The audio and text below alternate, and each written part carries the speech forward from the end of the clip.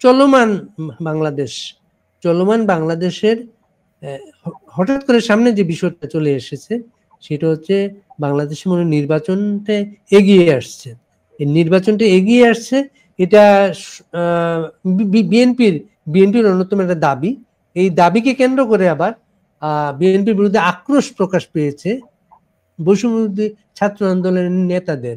এদের একজন নেতা সার্জিস আলম, আমি গতকাল খেয়াল করলাম, উনি একটা টেলিভিশনকে বলছেন যে বাংলাদেশে যদি শেখ হাসিনার শাসনটা চলমান থাকতো, উনি যে সর্বশেষ যে নির্বাচিত হয়েছেন, এই 5 বছর উনি যদি ক্ষমতায় থাকতেন, বাংলাদেশে অত সালে এতদিন পরে নির্বাচনটা হতো।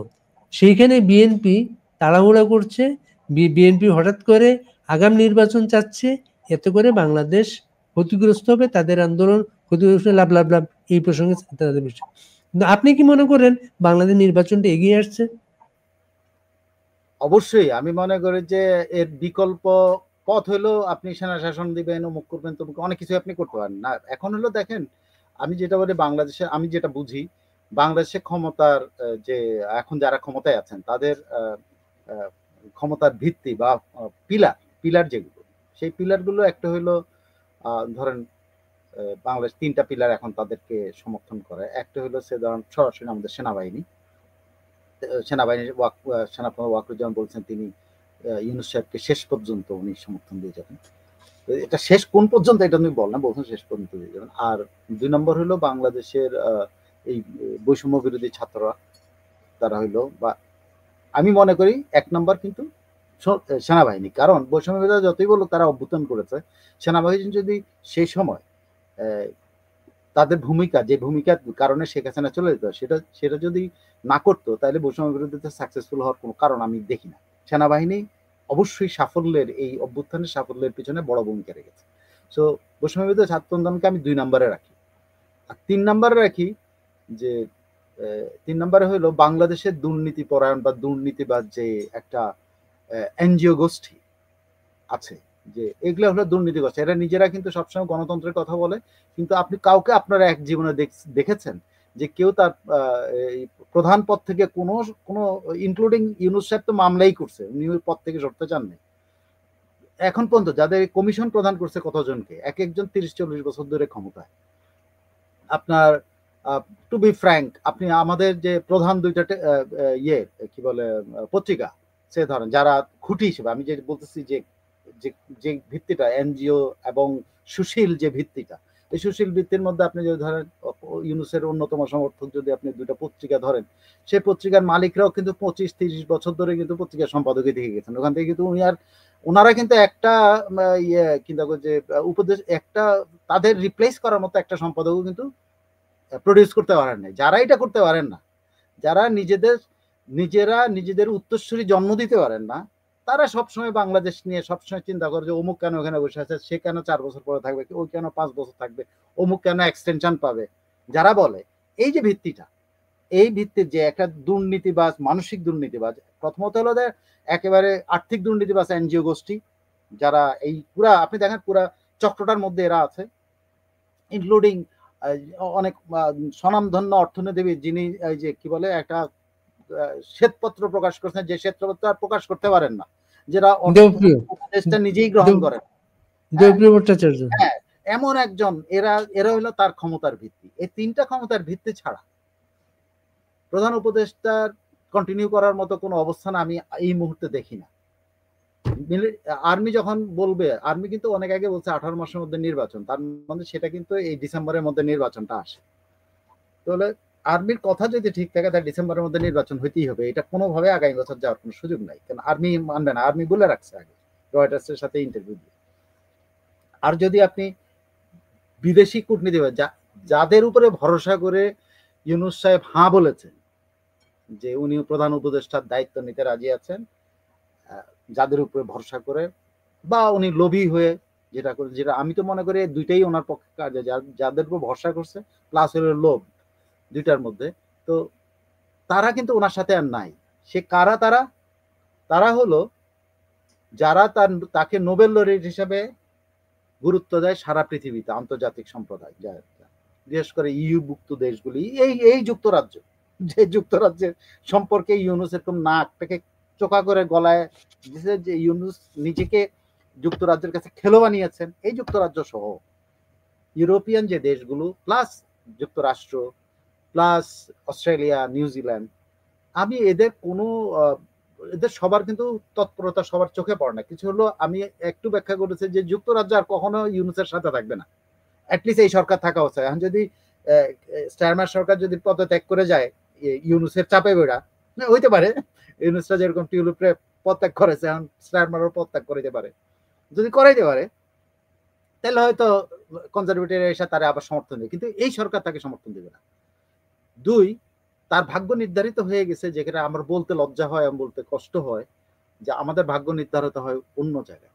তাদের ভাগ্য নির্ধারিত হয়েছে গত 6 তারিখে, এটা দিল্লিতে ভাগ্য নির্ধারিত, মানে তার প্রধান সমর্থক যুক্তরাষ্ট্র প্রধান সমর্থক, তাকে যে শক্তি মনোবল সবকিছু দিয়ে সহায়তা করছে। এবং অনেকে বলে যে তাকে এই ক্ষমতায় আনার পেছনে যে কলকাঠি না, যেটা ওনারা অস্বীকার করেছেন পরবর্তী কিছুদিন আগে সুলিভান প্রধান উপদেষ্টা নিরাপত্তা উপদেষ্টা সুলিভান, উনি অস্বীকার করেছেন না বাংলাদেশের সাবেক সরকারকে সরানোর ব্যাপার তাদের কোনো ভূমিকা নাই। এটা উনি সাক্ষী মেনেছেন আবার কাকে? ভারতকে, যে ভারত এটা বিশ্বাস করে, ভারতের সরকার। আবার উনি বলছেন যে ভারতের জনগণ মনে করে যে এই বাংলাদেশের সরকারের হটানোর পেছনে তাদের ভূমিকা আছে, কিন্তু এই পারসেপশনটাকে ভারতীয় সরকার মনে করে না, এটা ভারত তাদের কথার সাথে একমত। মানে ভারতের ঘাড়ে ইয়ে রেখে আর কি সে বলতে চাচ্ছে তাদের কোনো ভূমিকা নেই, হতে পারে না থাকলেও ভালোই তো, কিন্তু সেই যুক্তরাষ্ট্র কিন্তু তার সাথে নাই। কেন নাই? আমি অনেকগুলো উদাহরণ দেওয়া যাবে, আমি একটা উদাহরণ আপনাকে দিই, সেই উদাহরণটা দিলেই আপনি বুঝতে পারবেন। পরশুদিন বা তার আগের দিন, এই 6 তারিখে যে তাদের ইউনুসের প্রতি যে যুক্তরাষ্ট্রের মত চেঞ্জ হয়ে গেছে ইউনুস কন্টিনিউ করার ব্যাপারে বা দ্রুত নির্বাচনের ব্যাপারে, সেটা আপনি কিছু কোট করতেছি, আমি এগুলা কিছুটা ইংরেজিতে করবো, এই জন্য এটা ছাড়া উপায় নাই। হ্যাঁ, কারণ এটা এত সুইটেবল বাংলা করার মতো সময় আমার কাছে এখন নাই, বাট আমি সংগ্রহ করে রেখেছি বলে আমি বলতেছি। এটা হলো যুক্তরাষ্ট্রের ভারতে যুক্তরাষ্ট্রের বিদায়ী রাষ্ট্রদূত, ওনার নাম হলো এরিক মাইকেল গ্রাসিটি। উনি কিন্তু একজন রেজিস্টার্ড ডেমোক্রেট পলিটিশিয়ান এবং লস এঞ্জেলেসের 2 বার মেয়র ছিলেন এবং ডেমোক্রেটিক পার্টির সদস্য, এবং উনি ডেমোক্রেট স্পেশালিস্ট বলেই তাকে ভারতের মতো একটা জায়গাতে দ্বিতীয়ারের জন্য পাঠানো। সেই ভদ্রলোকে এতদিন চুপ ছিলেন, কিছু বলেন না। অল অফ এ সাডেন কলকাতাতে উনি একটা প্রেস ব্রিফিং এর মধ্যে উনি বলেছেন যে উনি অনেকগুলো কথার মধ্যে বলছেন, উনি যে কথাগুলো বলছেন যেটা সবচেয়ে গুরুত্বপূর্ণ, সে বলছে যে our security advisors met last week and Bangladesh was a big part of conversation. মানে আমরা যেটা মনে করছিলাম যে সুলিভান যে ভারতে এসেছিল, সেখানে আসলে বাংলাদেশ নিয়ে তেমন কোনো আলোচনা না, আসলে তা না। উনি বলছেন যে জ্যাক সুলিভান এবং অজিত দোভাল, 2 সিকিউরিটি অ্যাডভাইজারের বৈঠকে বাংলাদেশ ছিল একটা বড় অংশ এবং তিনি সেখানে উপস্থিত ছিলেন, এই দূত সেখানে ছিলেন, যে কারণে উনি ওখান থেকে তথ্যগুলো দিচ্ছেন এবং বলছেন যে ওখানে কি হয়েছে। ওখানে আলোচনা হয়েছে, কোট করি, how can we best help বাংলাদেশে কিভাবে সর্বোচ্চ সহায়তা করা যায়, how can Bangladesh hold election as soon as possible and protect everybody in Bangladesh. আপনি এরপর আর কোনো কথা থাকে? অ্যাজ সুন অ্যাজ পসিবল, ওইখানে এটাই আলোচনা হয়েছে 2 পক্ষের মধ্যে, এবং এই ব্যাপারে সমঝোতা হয়েছে ভারত এবং যুক্তরাষ্ট্রের মধ্যে, যে বাংলাদেশে দ্রুত নির্বাচন করা জরুরি হয়ে পড়েছে এবং এটা সবাইকে প্রোটেক্ট করার জন্য, সবাইকে, এটা কিন্তু ইউনুস সহ সবাইকে প্রোটেক্ট করার কথা বলা হয়েছে, ইনক্লুডিং সংখ্যালঘু। তারপরে উনি বলছেন, we all want to see a stable, prosperous, tolerant Bangladesh. খেয়াল করছেন কি বলো? আমরা একটা স্থিতিশীল বাংলাদেশ দেখতে চাই, এখনকার মতো কেওস দেখতে চাই না, একটা সমৃদ্ধশালী দেখতে চাই, এখনকার মতো গরিব হওয়ার দিকে যে হাঁটা দিছে এই বাংলাদেশ দেখতে চাই না, একটা সহিষ্ণু বাংলাদেশ, এখন যে অসহিষ্ণুতা দেখা দিচ্ছে বা অসহিষ্ণুতা ছড়ায় পড়তেছে, এটা আমরা দেখতে চাই না। খেয়াল করে দেখছেন পুরো বাংলাদেশ সিচুয়েশনটাকে তারা অজিত দোভাল এবং জ্যাক সুলিভান বৈঠকে এই কথাতে একমত হয়েছেন। So we think US and India can work more closely together on that than we have even before. মানে ওই যে দ্রুত নির্বাচনের ব্যাপারে আমরা আগের চেয়ে যে কোনো সময়ের সাথে বেশি সহযোগিতামূলক ইয়ে করে বাংলাদেশের সাথে কাজ করে আমরা এই নির্বাচনটার দিকে নিয়ে যাব। সো আপনি মানে এই সরকারের ভবিষ্যৎ সম্পর্কে আপনি বুঝতে এবং সম্পর্কগুলো আপনি বুঝতে পারছেন যে কিভাবে দ্রুত সম্পর্কগুলো যেখানে ছিল যেই মাপে ছিল সেখানে আর নাই। ভারত আগে ছিল না, কিন্তু ভারতের দুতিয়ালিতে হোক যেমনি হোক বাইডেন সরকার বদলায় গেছে এবং বাইডেন সরকারের পক্ষ থেকে সুলিভান আরো বলেছে যে ওখানে অ্যাকনলেজ করেছে যে a regime change Sheikh Hasina government was always difficult. বুঝছেন কি বলেছে সে? রেজিম চেঞ্জের যে ঘটনাটা এটা আসলে কঠিন একটা ব্যাপার। এটা দুই দিকে আপনি মিন করতে পারেন যে আমরা যখন করছি এটা খুব কঠিন ছিল, আবার এটা বলতে পারেন চেঞ্জের কারণে কঠিন সময় পার করতেছে। আমি মনে বলতে চাই যে এটা কঠিন সময় পার করতেছে বলেছে। And it didn't always result in something better but can be positive. এটা সবসময় এই ধরনের যে পরিবর্তন এটা সবসময় ভালো ফল বয়ে আনে না, তবে এটা যেন পজিটিভ হয় এটা আমরা আশা করতেছি এবং সেই আশার ইয়েটা কি ভিত্তিটা কি দ্রুত নির্বাচন। The world community embraces and sees US, India and Bangladesh, তিন দেশ, have much more in common than other countries that are further away. অন্যান্য চেয়ে আমরা তিনটা দেশ এত বেশি কমন ইস্যুস আছে যে আমরা আমাদের মধ্যে মানে যুক্তরাষ্ট্র এক ধরনের দায়িত্ব নিয়ে ফেলছে যে বাংলাদেশের এখন যেটা আছে এটাকে চেঞ্জ করার জন্য দায়িত্ব। যেখানে একটা রাষ্ট্রের রাষ্ট্রদূত যে একটা বৈঠকে ছিল সে বলছে যে ভারতের সাথে তারা একমত যে এখানে যে অবস্থাটা আছে এটা পরিবর্তন হওয়া দরকার। এরপর আর আপনার কিছু মনে হয় যে এটা কতদিন থাকবে বা কতদিন দূরে যাবে, কিভাবে এটা পরিবর্তন হবে এটা ভাই I don't know what is the mechanism, but I think there must be a safe exit of the current people এবং এই ছিল এদের। এবং এরা যে ভয় পেয়েছে, এরা যে আপনি যে কলম ভাঙার কথা এমনি বলে না, কিন্তু ওরা ভয় পাইছে। আপনি সার্জিস যে বলতেছে যে 2029 পর্যন্ত তো আওয়ামী লীগ ক্ষমতা থাকতো, নির্বাচন বিএনপি কেন এরকম করতেছে, এরা কিন্তু ভয় পেয়েছে কারণ এরা দেখছে বিএনপি সরে গেছে। বিএনপি সাথে যুক্তরাষ্ট্রের যেমন যোগাযোগ আছে, বিএনপির সাথে ভারতেরও দুর্দান্ত যোগাযোগ আছে। আপনি মনে করে দেখেন একদম এই সরকার 5ই আগস্টের পরে 15-20 দিন বা 7 দিন 10 দিনের মধ্যে আমির খসরু মাহমুদ চৌধুরী কিন্তু ইন্ডিয়া সফর করেছিলেন ভারতকে তাদের পক্ষে নিউট্রালাইজ করার জন্য। খেয়াল করছেন জিনিসটা? এবং তার কয়েকদিনের মধ্যে সালাউদ্দিন সাহেব যে ত্রিপুরা থেকে ফেরত আসলো এবং সালাউদ্দিন সাহেব এবং আমির খসরু মাহমুদ চৌধুরী দফায় দফায় ইংল্যান্ড সফর করতেছেন।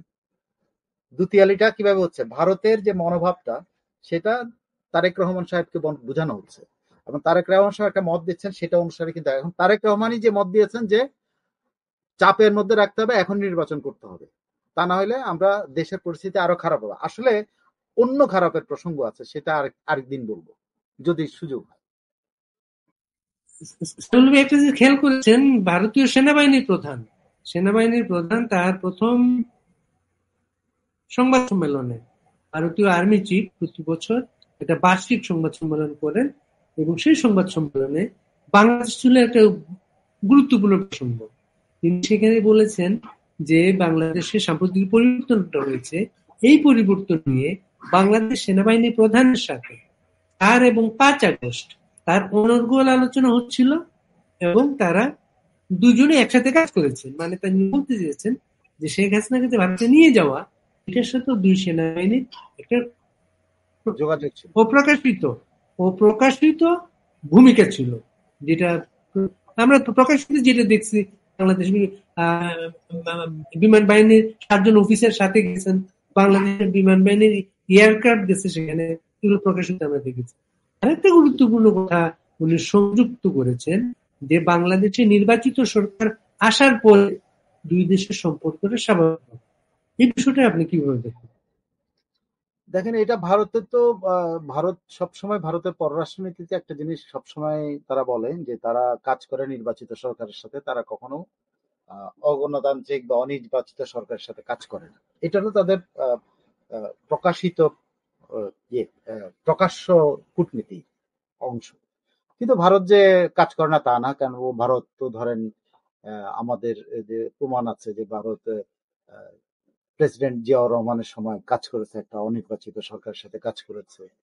ভারত আরো অন্যান্য সময় যে তত্ত্বাবধায়ক সরকারগুলো আছে তাদের সাথে কাজ করেছে। ভারত ধরেন 2006-07 যে কেয়ারটেকার ছিল তখন কাজ করেছে।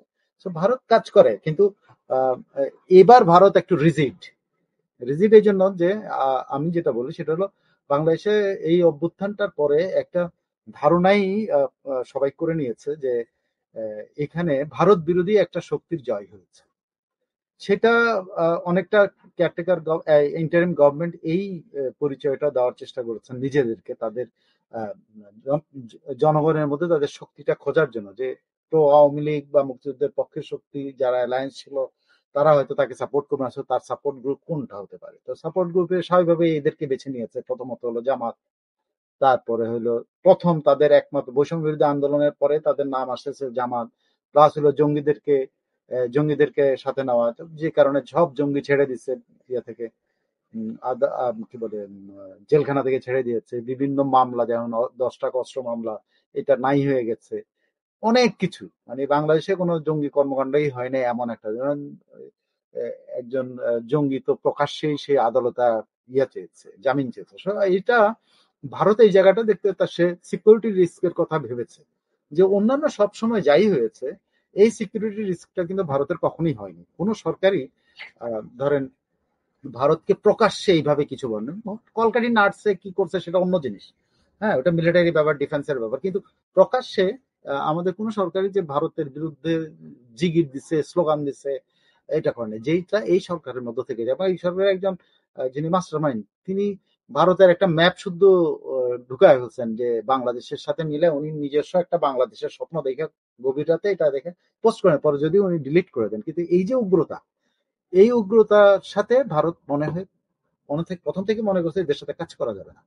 কিন্তু তারা হয়তো প্রথমে ভেবেছিল যেভাবে আমাদের দুই সেনাবাহিনী এক হয়ে যেভাবে ধরেন 5ই আগস্ট এর একটা বড় ধরনের বিপর্যয় থেকে দেশ বেরোতে পারছে, যেমন শেখ হাসিনাকে নিয়ে যাওয়া, দেশের অবস্থা করা, ভারত বাংলাদেশ সরকারকে বিশ্বাস করতে পারেনি। বিশেষ করে দেখেন এই অবিশ্বাসের সম্পর্কটা প্রথম শুরু হলো আমাদের প্রধান উপদেষ্টার মুখ থেকে, যখন উনি ফ্রান্সে যেদিন আসেন সেদিন বিমানবন্দরে উনি এক প্রশ্নের উত্তরে বলে দিয়েছেন যে আমাদের সমস্যা হলে ভারতের উত্তর পশ্চিম অঞ্চলে কিন্তু সমস্যা হবে।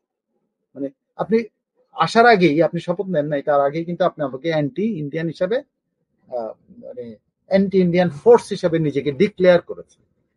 তো এই জিনিসগুলো আসলে প্রথম থেকেই এই গভর্নমেন্টটা এবং এই গভর্নমেন্টের এলিমেন্টস যারা ছাড়া, আর্মি ছাড়া অন্য যে শক্তিগুলো আছে, আপনি দেখেন এদের বুদ্ধিজীবী শক্তির মধ্যেও কিছু আছে প্রো ভারত, কিছু আছে একেবারে অ্যান্টি ভারত, এরকম ওদের মিক্সড।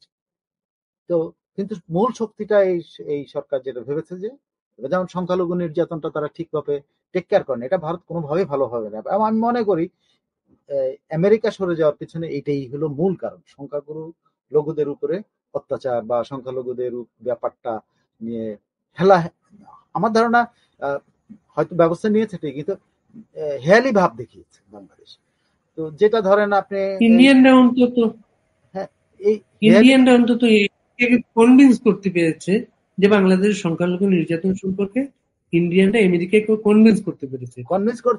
বলে শুধু আমেরিকাকে কনভিন্স করতে পেরেছে এখনকার প্রশাসন, কিন্তু তারা কিন্তু প্রেসিডেন্ট ইলেক্ট ডোনাল্ড ট্রাম্পকে কিন্তু অনেক আগে কনভিন্স করেছে। সে অক্টোবরের 31 থেকে আপনার অক্টোবরের 31 তারিখে ট্রাম্প টুইট করেছিল।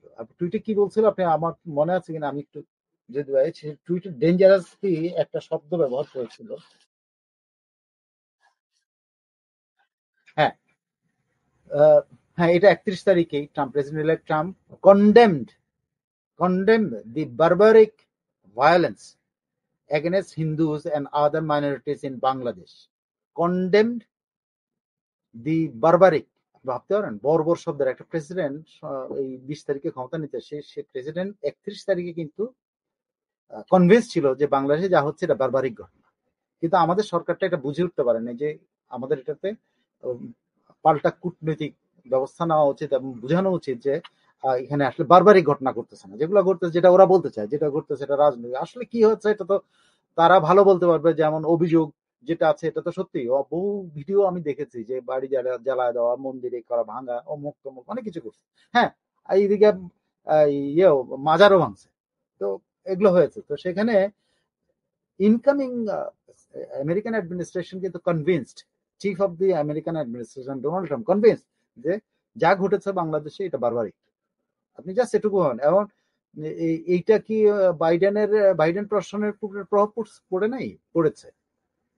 যার ফলে হয়েছে এটা কি, যার ফলে যে আচ্ছা আরেক কমেন্টার আরেকটু বলছে যে সে খুব বড়াই করে বলছে যে it would have never happened under my watch. তার মানে তার ওয়াচে এরকম ঘটনা ঘটতে পারবে না বাংলাদেশে। সে তখন বলছে এটা আমার ওয়াচে কিন্তু এটা হবে না। তাহলে কি 20 তার তারিখে আমলে হয় নাই, তার আমলে এটা হয় নাই, তার আমলে হ্যাঁ এটা না, ঘটনা ঘটে তার নাই। আমলে হবে না বলছে, এটা হতে পারতো না। তার মানেটা কি, আমি যখন ক্ষমতায় আসবো তখন কিন্তু এগুলো চলবে না।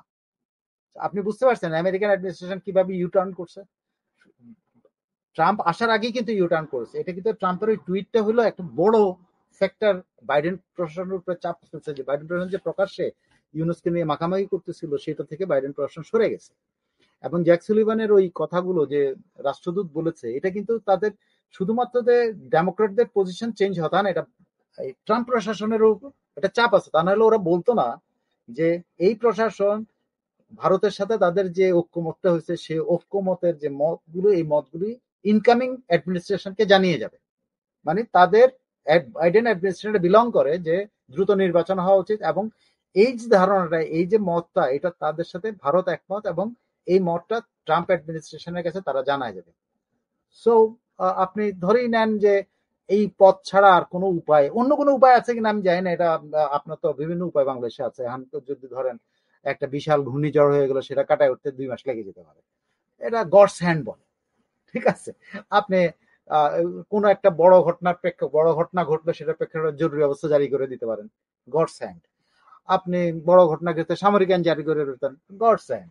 সব গডস হ্যান্ডের উপর দিয়ে কিন্তু আপনি অনেক কিছু করতে পারেন। I don't no, but the process, যে ডিউ প্রসেস যেটা হওয়া উচিত, যে একটা নির্বাচিত সরকার দেশটাকে শান্ত শিষ্ট প্রসপারাস বা যে পথে ছিল সেই পথে ব্যাক করেছে, ট্রেনটাকে তার ট্র্যাকে ফেরত আনার জন্য একটা নির্বাচিত সরকার দরকার।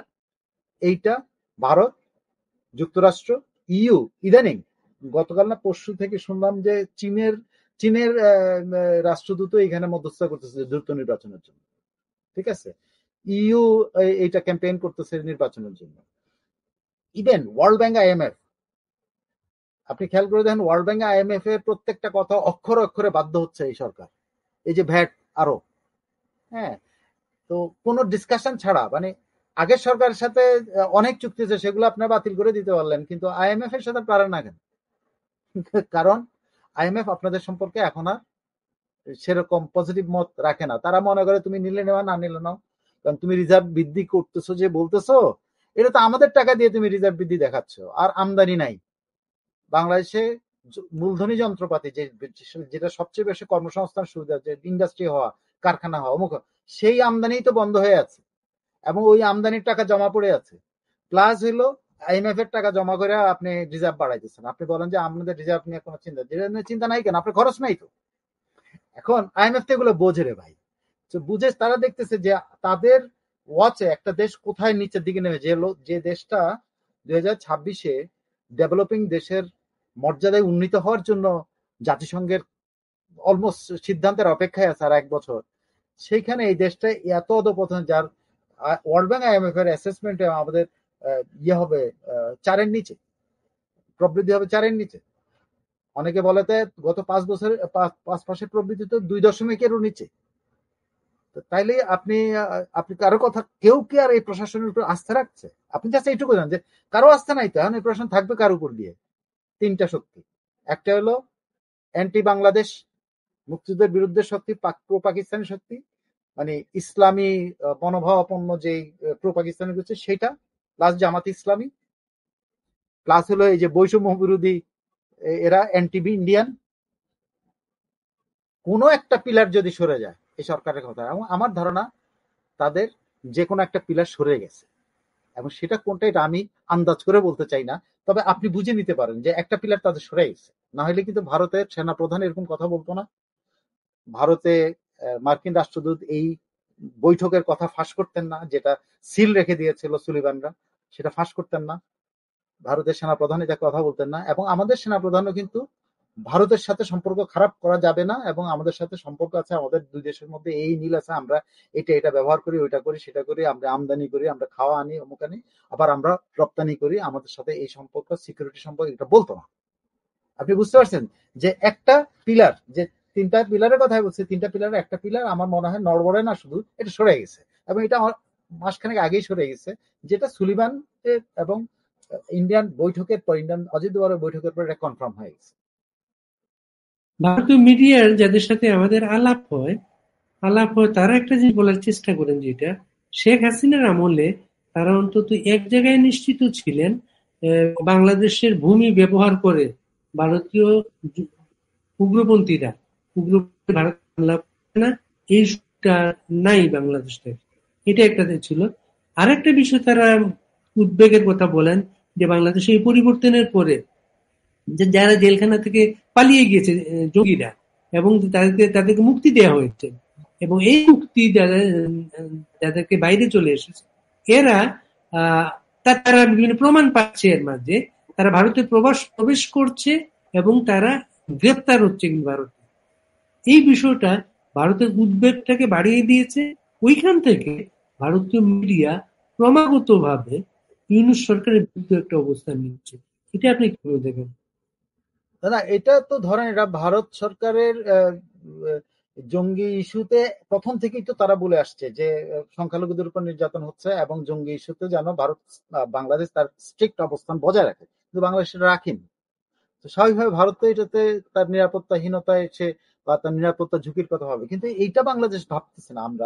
আমরা ভাবতেছি না যে আমরা খালি ধরেন ভারত ভাবতেছে তাদের নিরাপত্তা ঝুঁকি হচ্ছে, আমরা তাদের নিরাপত্তার জন্য নিরাপত্তা ঝুঁকি কারণ হয়ে দাঁড়িয়েছে, সো আমরা শক্তিশালী। বিষয়টা এরকম না। না ভেবে যদি এই সরকার এইভাবে ভাবতো যে ভারত এটা ভাবতেছে এটা একটা পজিটিভ জিনিস, সো ভারতের সাথে আমরা নেগোশিয়েট করি, আমরা আমাদের জিনিসগুলো আদায় করে নেই হুঙ্কার ধঙ্কার না দিয়ে, এবং জঙ্গিগুলো না ছেড়ে আমরা যদি এই অবস্থানটাই রাখতে পারতাম, হ্যাঁ তোমরা আমাদের চোখে চোখ রাখার যে পররাষ্ট্রনীতির কথা, আমরা সেভাবেই চলবো, তোমরা যেটা মনে করতেছো সেটাই আমরা কিন্তু ঠিক আছে, আমরা তোমার এই সিকিউরিটি কনফার্ম করতেছি, শেখ হাসিনা যে সিকিউরিটি তোমার দিচ্ছে আমরা এটা দেবো, কিন্তু আমরা বলবো না, কিন্তু আমরা দেবো, যেটা বিএনপি দিয়েছে সব সময়, আমরা দেবো, বাট আমার কনফার্ম করা আমার জিনিসগুলো দেবে। তাহলে তো এই সরকার আমার ধারণা বড় ধরনের কূটনৈতিক বিজয় হইতে পারত ভারতের সাথে, এইভাবে লড়াই করতে না চায়, তাদের জমি দখল করতে না চেয়ে বাংলাদেশের বিরাট কূটনৈতিক বিজয় হওয়ার সম্ভাবনা ছিল। এবং নরেন্দ্র মোদী যেহেতু উনি কোণঠাসা ছিলেন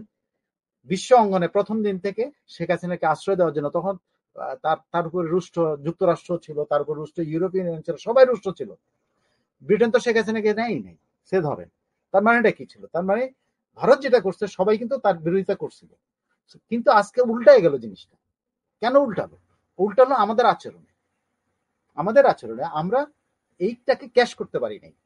আমাদের ইউনূস সাহেব মনে করেছেন যে ওনাকে যেই বুঝেছেন, বা ওনার তো নিশ্চয়ই কেউ নাকি অ্যাডভাইস করুন যে ভারতের নিয়ে শোরগোল তোলা হলো বাংলাদেশের রাজনীতি, এটা বেশি দিন খায় না। আমাদের দেশের রাজনীতি আমি আসলেই দেখি নাই, আপনি দেখেছেন কিনা জানি না, আসলেই দেখি নাই যে ভারত বিরোধী জিগির তোলা, প্রো পাকিস্তানি দহরম মহরম প্রকাশ করা, এটা আলটিমেটলি আমাদের দেশের মানুষ পছন্দ করে না। আবার ভারতের সাথে মাখামাখিও আমাদের দেশের মানুষ, কিন্তু অনেক মানুষ আছে, আমি আওয়ামী লীগ করে এরকম অনেক মানুষ আছে, তারা শেখ হাসিনার অতিরিক্ত ভারতের সাথে অতিরিক্ত সম্পর্ক যে ভুলে প্রকাশ করা হইতো, এটা তারা পছন্দ করতো না। সত্যি কে চায় না যে আমি সমানভাবে আমার দিকে চোখে আমাকে সারাক্ষণ ছোট ভাই মনে করবো? কেউ চায় না, এটা কেউ চায় না।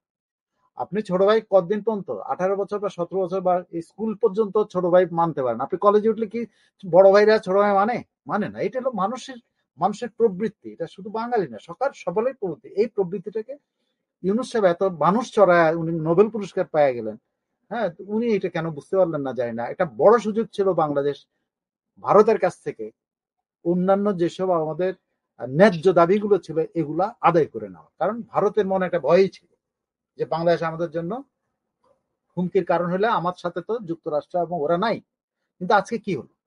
আজকে হলো যুক্তরাষ্ট্র সহ সবাই কিন্তু ভারতের সাথে চলে গেল, আমরা কিন্তু একা হয়ে গেলাম, আমরা কিন্তু একা হলাম। আমাদের সাথে এখন যদি আপনি খোঁজেন চীন থাকবে, but because development per but চীন কোনোদিনই বাংলাদেশের রাজনীতির বিষয়ে নিজেরা সরাসরি কাউকে সমর্থন দেবে না, চীন কখনো দেবে না। এবং ইউরোপিয়ান ইউনিয়ন এরাও দিবে না, কারণ তারা কখনোই সম্ভাব্য শক্তি বা যেটা আরেকটা মেজর শক্তি আওয়ামী লীগ এবং তাদের যে মনোভাবাপন্ন মুক্তিযুদ্ধের পক্ষে, এদেরকে কখনো ইউরোপিয়ান ইউনিয়ন রাগাবে না। আওয়ামী লীগের মানে একদম আওয়ামী লীগকে হয়তো রাগাইতে পারে, কিন্তু বাংলাদেশের মুক্তিযুদ্ধের পক্ষের একটা বড় শক্তি হলো ইউরোপিয়ান ইউনিয়ন, ইউরোপীয়রা, ব্রিটেন সহ সবাই বাংলাদেশে তারা যে ভূমিকা রেখেছে মুক্তিযুদ্ধের সময় যুক্তরাষ্ট্র সেটা রাখেনি। সেই ইউরোপিয়ান ইউনিয়নকে যখন আপনি ইউরোপিয়ান ইউনিয়ন দেখছে যে পরিবর্তনটা ঠিক আছে, যখন দিচ্ছে আরে বাবা আমি পরিবর্তন করে কাকে আনলাম, এ দেখে আমরা যে মতাদর্শের প্রতি আমাদের যে সিম্প্যাথি সেটার বিরুদ্ধে তো থাকে নাই। আপনি জাস্ট অঙ্ক কষে যদি দেখেন, যারা তার মিত্র ছিল ইউনূস সাহেবের, তারা মিত্র নাই। এই যে মিত্র নাই অবস্থাটাতে উনি পড়ে গেছেন, এখন সেখান থেকে উনি কিভাবে বেরোবেন, কোন পিলারের মাধ্যমে, বা তিনটা পিলার এক রাখতে পারবেন কিনা, এটা আমি এক্স্যাক্টলি, যেমন ধরেন আপনি এই যে পরশু দিন বা বৃহস্পতিবার যে সর্বদলীয় মিটিং এর কথা আছেন, সেখানে মাহফুজ আলম তো একটা মানে ওই মন্তব্য না করলেও চলে, বাট করে ফেলছে। সে বলছে জাতীয় পার্টি তো আমরা বিবেচনায় নিই না, আওয়ামী লীগটা জানি সে তো ফ্যাসিবাদী, আওয়ামী লীগের নেবে না, কিন্তু জাতীয় পার্টি নিয়ে আপনি বলার দরকার থেকে এই যে খুঁজে টুজে শত্রুতা তৈরি করা, এটা একটা ইন্টেনশনাল কোনো কিছু আছে, এদেরও কোনো একটা খুঁটি আছে, যে খুঁটিটা সম্পর্কে তারা মনে করছে ওই খুঁটি দিয়ে তারা ক্ষমতা চালায় যেতে পারবে, যেমন সার্জিস বলে 29 সাল পর্যন্ত। তো আমার মনে হয় না, কারণ এটা প্র্যাকটিক্যাল না। আমার মানে যেটা বিবেচনা আছে, যদি আপনি আপনার সামনে যদি সবগুলো দাবার গুটি রাখেন, গুটিগুলো যদি আপনি ঠিক মতো পরিচালনা করেন, এখন ইউনূস সাহেবের দিকে কিন্তু গুটিগুলো নাই। ইউনূস সাহেবের দিকে বাইডেনের চিফ সিকিউরিটি অ্যাডভাইজার নাই, তাহলে আপনি বলেন ওর সাথে কি আছে? আমি তো শুনলাম না এখন পর্যন্ত ফ্রান্সের কি বলে যিনি আছেন প্রেসিডেন্ট, সে কেউ তো কথা বলতেছে না, কেউ একদম সবাই চুপচাপ। কেন চুপচাপ? কারণ হলো আপনি আপনার কর্মকাণ্ড দিয়ে এদেরকে দূরে সরাইছেন। ওরা আপনাকে পছন্দ করত, খুবই পছন্দ করত, কিন্তু আপনি তাদের পছন্দ যে মর্যাদাটা দেওয়া সেটা দিতে পারেন না। ছাত্রদের রাজনৈতিক দলটা এখনো কিন্তু একটা ফর্মে আসে নাই। এতদিন বোঝা যাচ্ছে ছাত্রদের রাজনৈতিক দলটা একটা কাঠামোর মধ্যে চলে যাওয়ার পরে তারা নির্বাচনের দিকে যাবে। কারণ যে দলটা এখনো কোনো ফর্মেই যায় নাই, এখন যদি আসল নির্বাচন হয় তাদের ভূমিকাটা কি হতে পারে? এখন নির্বাচন হলে কি হবে আমি জানি না, তবে যে ইকুয়েশন গুলো এগুলো এখনই আমার মনে হয় যে আমরা করা, তবে পোলারাইজেশন যেটা আছে সেটা হলো, ধরেন ওরা ফেব্রুয়ারির শেষ দিকে যদি দলটা করতে পারে, তারা স্থানীয় সরকারটা কেন চাচ্ছে? তারা স্থানীয় সরকার চাচ্ছেই হইলো, তারা কেন দেরি করতে চাই ইলেকশন? তারা দেরি করে তাদের সংগঠনটাকে দাঁড় করানোর জন্য। স্থানীয় সরকার নির্বাচন যদি আগে হয়, তারা বুঝতে পারবে তাদের আসলে শক্তি কতটুকু।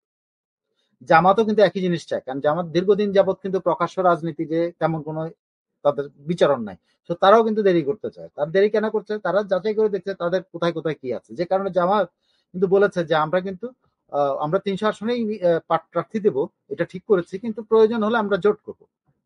বৈষম্য বিরোধী ছাত্র আন্দোলন বা নাগরিক কমিটিও কিন্তু জোটের কথা বলতেছে, তারাও কিন্তু বলতেছে যে হ্যাঁ আমরা তো সবাই মিলে ঐক্যভাবে, মানে তারা বলতেছে সর্বদলীয় ভাবে ইলেকশন করে তারা কিছু একটা করবে, কিন্তু সেটা তো গুড়ে বালি।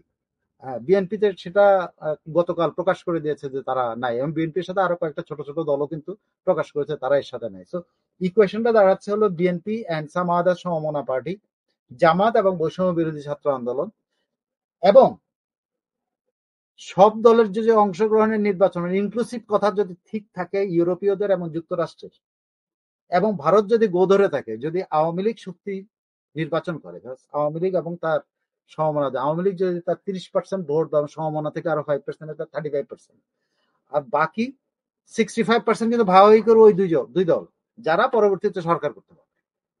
বিএনপি তখন বাধ্য হয়ে এই বৈষম্য বিরোধী ছাত্র আন্দোলন নেবে।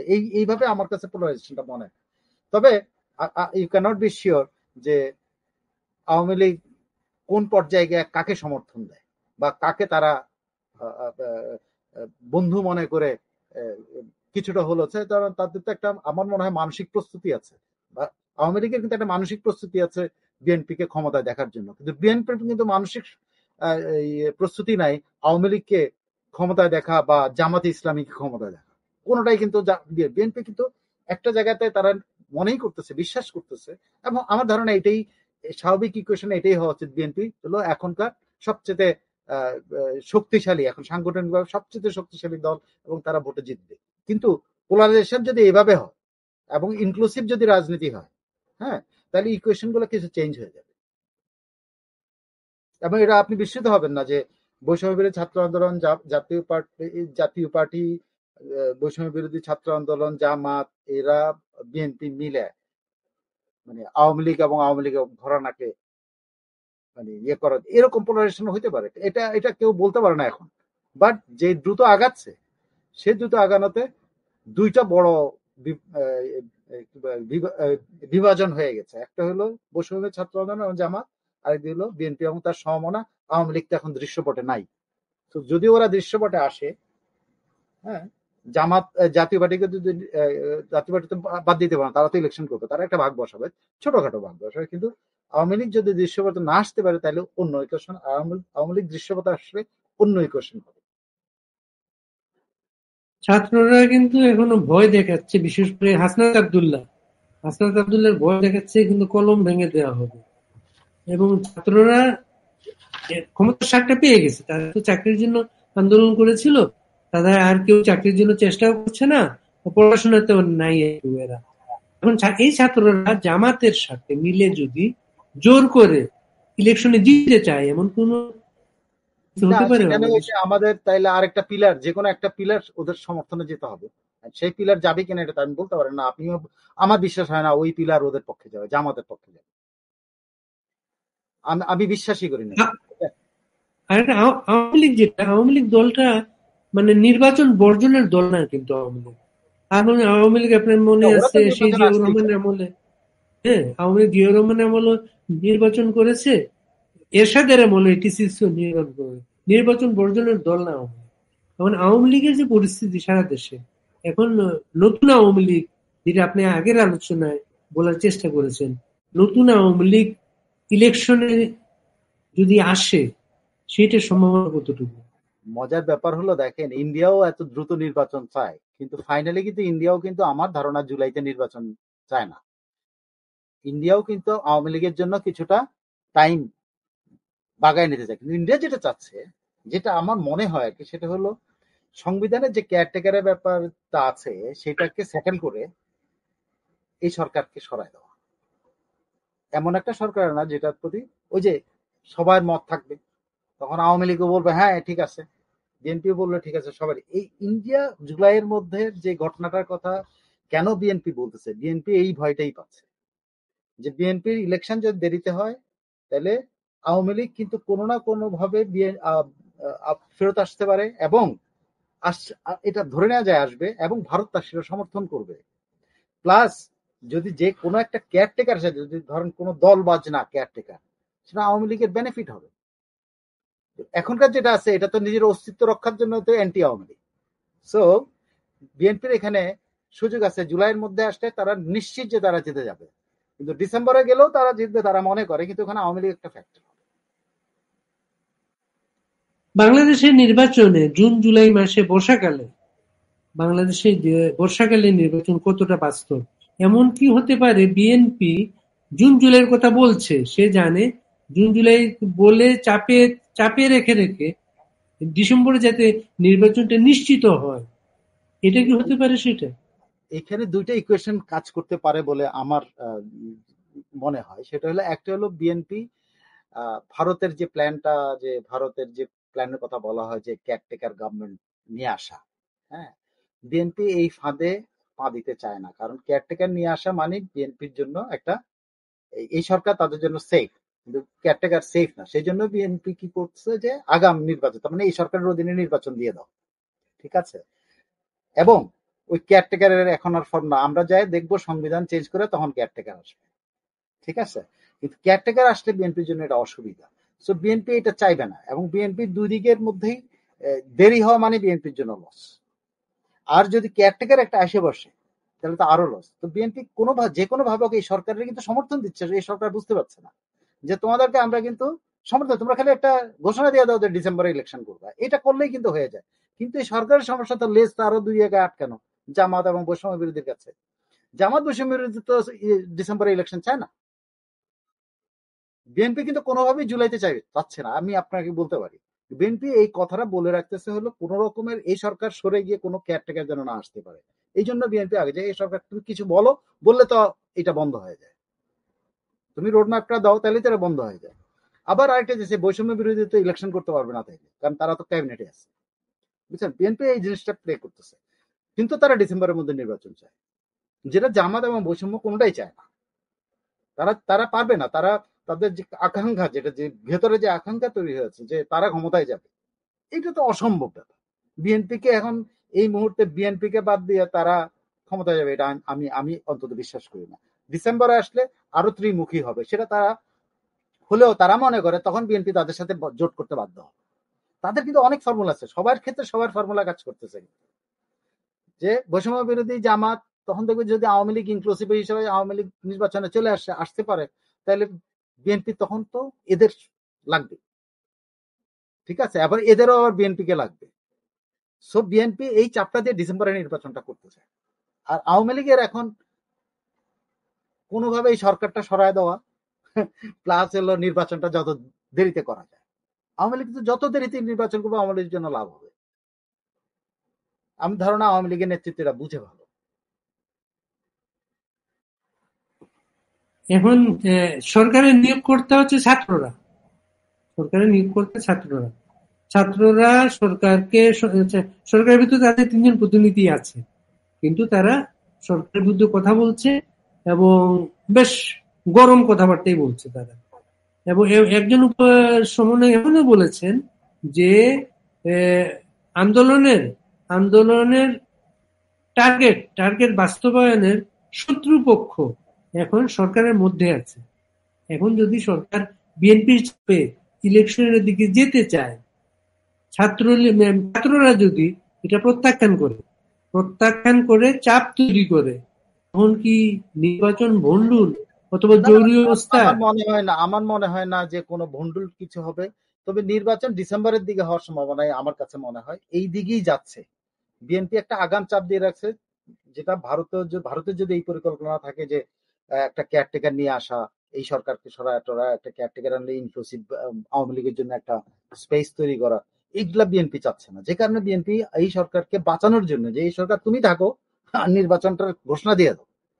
এখন তুমি জুলাইতে, ওরা জুলাই চাপ দিচ্ছে কেন, যেন তুমি ডিসেম্বরে ঘোষণা দাও না কেন। এটা আমি শিওর বিএনপি ডিসেম্বরের মধ্যে নির্বাচন দিলে বিএনপি খুশি হয়ে মাঠে নামবে। বিএনপি জানে যে তারা এরকম সময়ের মধ্যে নির্বাচন দিলে এবং আওয়ামী লীগ যদি, এই সরকার যদি থাকে তাহলে তারা জিতবে, এটা তারা নিশ্চিত। এবং তাদের আরো সুবিধা থাকবে যে তারা এই বৈষম্য বিরোধীদেরও সাথে পাবে, জামাতকেও সাথে পাবে। কিন্তু আওয়ামী লীগ আসবে এবং এরাও সাথে থাকবে না, বিএনপি রিস্কে পড়ে যাবে।